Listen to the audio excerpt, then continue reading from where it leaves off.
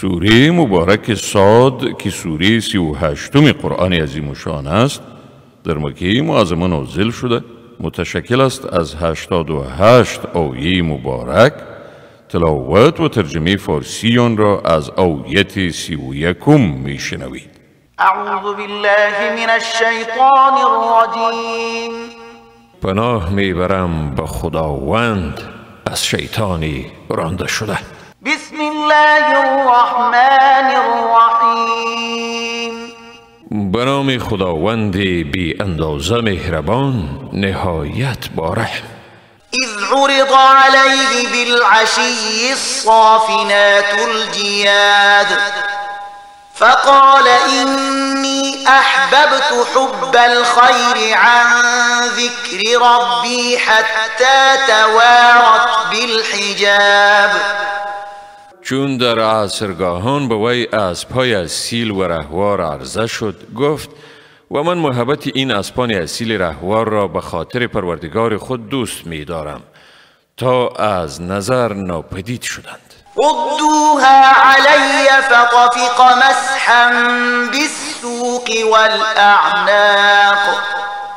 آنگاه گفت آنها را به من بازگردانید و دست به ساقها و گردنهای آنها کشید. ولقد فتنا سلیمان والقینا علی کرسیه جسدا ثم اناب. بیگمان سلیمان را آزمودیم و بر تخت او جسدی را افکندیم و سپس به درگاه خدا بازگشت. قال رب اغفر لي وهب لي ملكا لا ينبغي لأحد من بعدي إنك أنت الوهاب. گفت ای پروردگار من، مرا بیامرز و برایم چنان سلطنت عطا کن که بعد از من به هیچ کسی نسزد. یقینا تو بسیار بخشاینده هستی. فسخرنا له الريح تجري بأمره رخاء حيث أصاب. پس باد را برای او رام گردانیدیم تا مطابق فرمانش به آهستگی و نرمی به هر سو که میخواست میرفت. والشياطين كل بناء وغواص. و شیاطین را هر معمار و غواصی را و آخرین مقرنین فی الاصفاد. و گروه دیگری از آنها را در غل و زنجیر قرار دادیم. هذا عطاؤنا فامنن او امسک بغیر حساب. این است عطای ما، پس میخواهی منت بگذار یا دست بگیر، عطای بی حساب.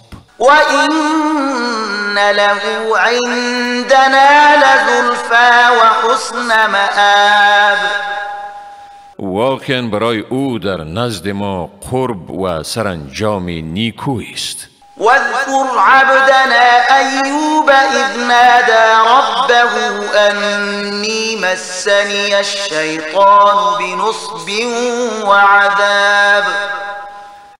یاد کن بنده ما ایوب را چون پروردگارش را ندا کرد به این که شیطان مرا بر رنج و عذاب افکنده است. اركض برجلك هذا مغتسل بارد و شراب. گفتیم به پای خود زمین را بکوب، این چشمه آب سردی است، هم برای غسل و هم برای آشامیدن. و وهبنا له اهله و مثلهم معهم رحمة منا و ذکرى لأولی الالباب. به او خانواده او و نیز همانندشان را به حیث مرحمتی از جانب خیش عنایت کردیم و تا این پندی باشد برای مردم هوشمند. و خذ بیدک ضغثا فاضرب به ولا تحنث إنا وجدناه صابرا نعم العبد إنه أواب. و گفتیم بسته سیخ و جاروب را به دست خود بگیر و به وسیله آن وی را بزن و سوگند خود را مشکن. بیگمان او را شکیبا یافتیم. چی بنده خوبی! او واقعا به درگاه خدا روی آرنده بود. واذكر عبادنا إبراهيم وإسحاق ويعقوب أولي الأيدي والأبصار. بندگان ما ابراهیم، اسحاق و یعقوب را بیادار. این مردم نیرومند و صاحب بینش را. إنا أخلصناهم بخالصة ذكر الدار.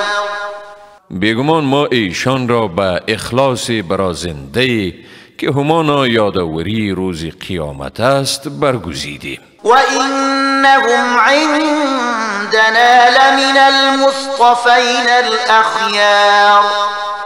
و بیگمان ایشان در نزد ما از برگزیدگان برازنده اند. واذكر إسماعيل واليسع وذا الكفل وكل من الأخيار. و اسماعیل، یسع، ذوالکفل را بیادار. همه ایشان از برگزیدگان بودند. هذا ذكر وإن للمتقين لحسن مآب. جنات عدن مفتحة لهم الأبواب متكئين فيها يدعون فيها بفاكهة كثيرة وشراب. این یاد دهانی است و بیگمان برای پرهیزگاران فرجام نیکوست. بهشت‌های جاودانی که دروازه های آنها برایشان گشوده است. در آن تکیه زده اند و انواع میوه ها و آشامیدنی ها را فرا می خوانند. و عندهم قاصرات الطرف اتراب. هذا ما توعدون لیوم الحساب. و از همسران پاک دامن و همسن و سالی برخوردارند که نگاه خود را از دیدن بیگانه نگه داشتند. این است پاداشی که برای روز حساب به شما وعده داده می شد.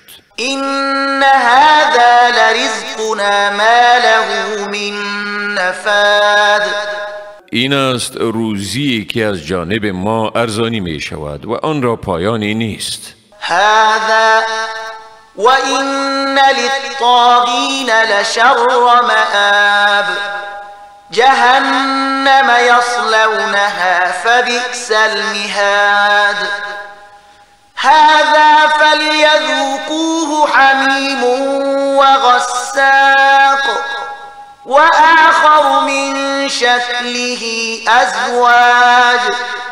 این از سرانجام نیکوکاران، ولی بیگمان برای سرکشان بدترین سرانجام است. دوزخی که در آن داخل می شوند. پس چی بد آرامگاهی است. این از سزای سرکشان. پس آن را بچشند، مایه جوشان و چرکین. و جز این سزاهای دیگر گوناگون به همین وتیره برایشان تطبیق می شود. هذا فوج مقتحم معكم لا مرحبا بهم إنهم صالوا النار. این فوجی است که با زور و با فشار با شما به دوزخ وارد شونده اند. در این حال پیشوایان گمراهی میگویند به ایشان حضور خوشایندی نیست. بیگمان ایشان به آتش دوزخ در می آیند. قالوا بل أنتم لا مرحبا بكم أنتم قدمتموه لنا فبئس القرار. پیروان میگویند بلکه به شما نیز این حضور خوشایندی نیست.